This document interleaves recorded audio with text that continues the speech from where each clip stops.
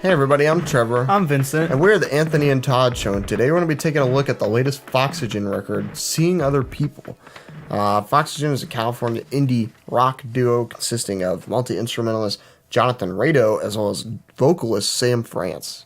So one of them plays all the instruments and the other one sings. No, I think they both produce, but one of them is just a multi-instrumentalist. And the other one sings. The other one sings. He produces with his voice.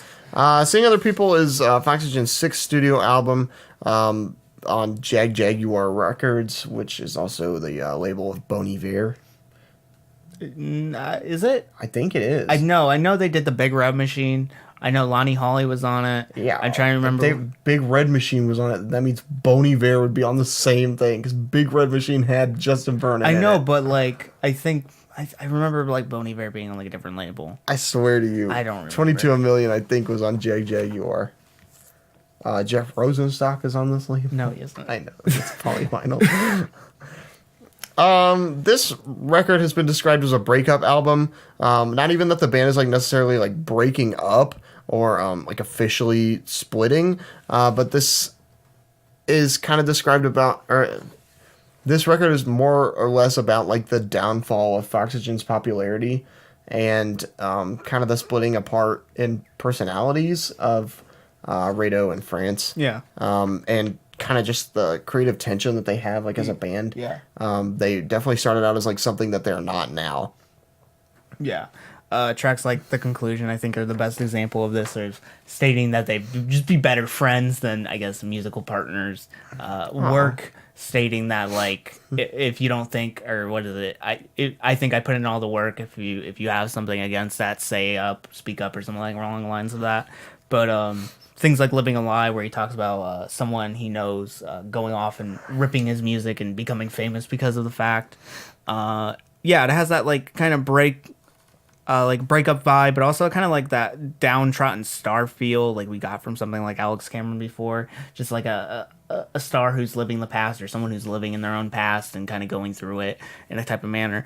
I sense like atmospheres of like Bruce Springsteen on here, but also like as I mentioned, Alex Cameron, Ariel Pink. I sense this like kind of 80s glam rock disco vibe too. It reminds me of Deluxe's last record.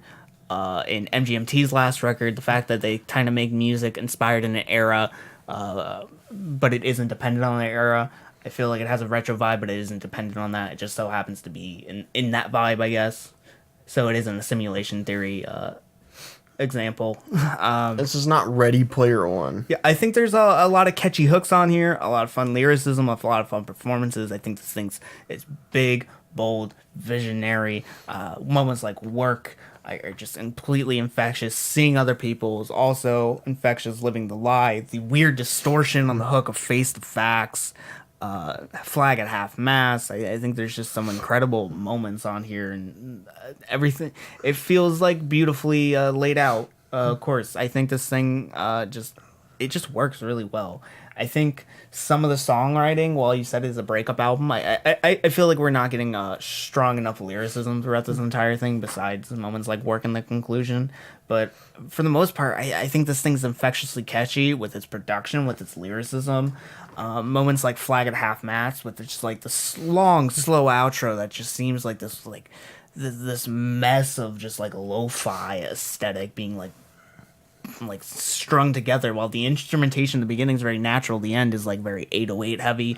Moments like News are just completely utterly funky, just all over the place and infectious. Living the Lie just is a heartbreaking ballad. Same thing with like Work and Seeing Other People.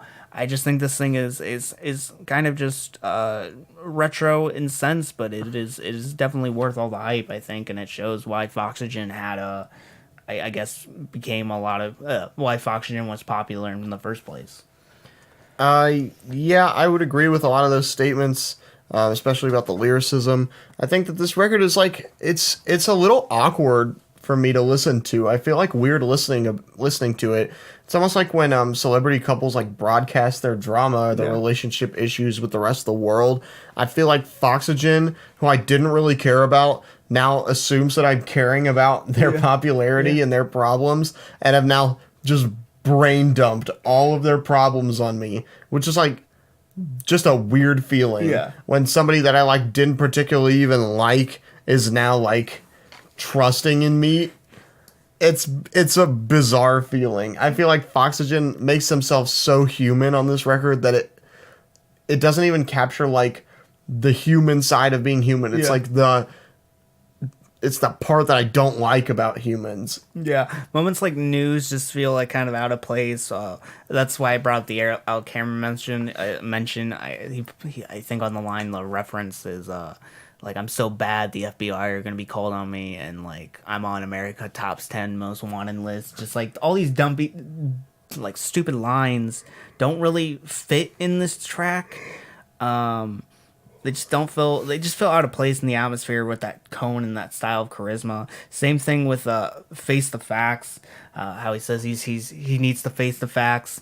It states that he'll never dance like James Brown and he'll never be black. Just kind of comes out of nowhere and just seems kind of pointless. While it is funny and amusing, I just think it just doesn't fit the themes of the overall narrative. It's hard. It's like hard to describe like how this record makes me feel, because I think that it works. This kind of like narrative storytelling, or like not narrative storytelling. I think this kind of like stream of consciousness storytelling works really well with something like Sun Kill Moon or Mount Eerie, where it feels like a brain dump, but like not in a bad way. It's just like, here's what I'm thinking.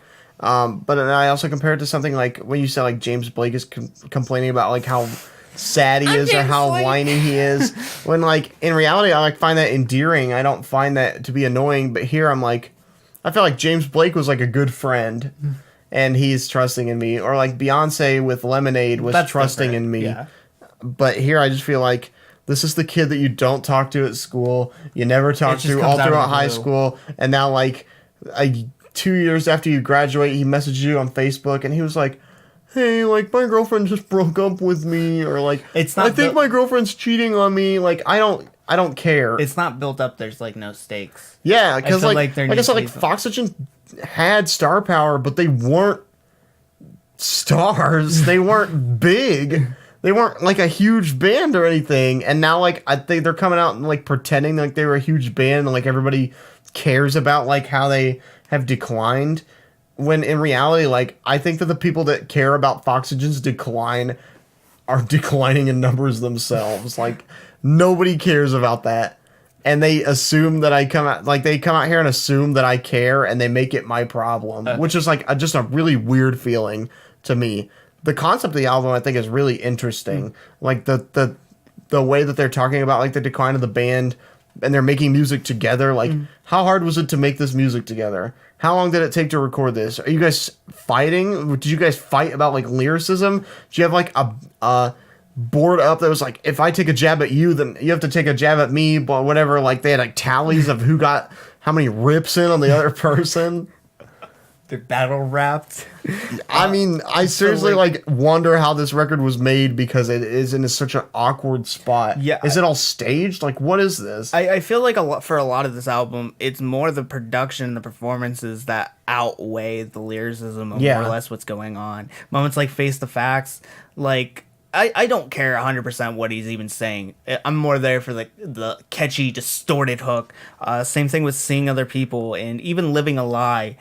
Even though it has this emotional ballad setup, I think it kind of outweighs the lyricism. The lyricism doesn't fare as par with a lot of the performances. Not to say that the lyricism is bad, it just doesn't seem as important in the grander scheme of things.